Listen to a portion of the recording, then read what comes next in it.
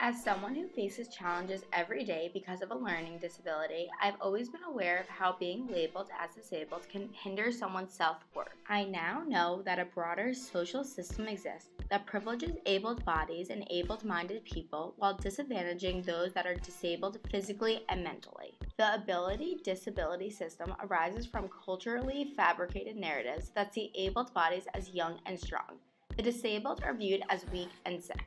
These stereotypes are broadcasted in movies such as Spider-Man, Superman, and other superhero movies that display the hero as a strong, abled man associated with power and goodness. These descriptions become manifested in real life, exemplified by our own president's actions of mocking a reporter with arthrogryposis, associating disability with being unreliable. These behaviors lead to reinforcement of stereotypes, justifying more opportunities to be given to abled bodies, creating ableism.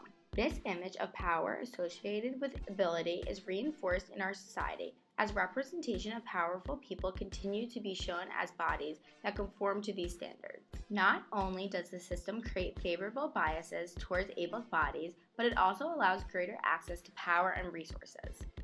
Rosemary Garland, a feminist disability theorist, makes the claim that this system penetrates into the formation of culture, legitimizing an unequal distribution of resources, status, and power within a biased social and architectural environment. Her claims are shown in ways including signs and buildings not displaying Braille, sacrificing many from access to buildings and public sectors. This system hinders disabled bodies from performing everyday functions, including riding the subway, getting gas, and many other things that abled bodies take for granted. These bodies become devalued because of their inability to conform to social standards. If a body cannot function due to the way society was built, one is subjected to a private sphere. This is exemplified by how the mentally ill are viewed in society. Instead of working to adjust society to meet the needs of people who suffer from various psychological disorders, they are often locked up in asylums.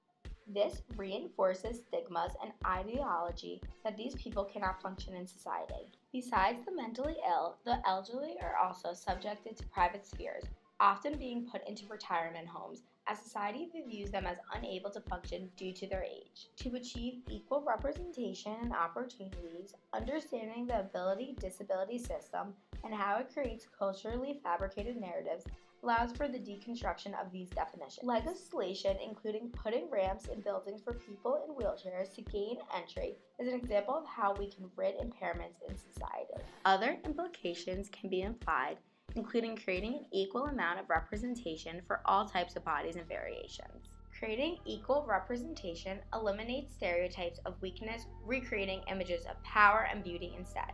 I learned how to read in a different way than most, as resources for my environment were harder to obtain because the education I had was not built for different learning styles.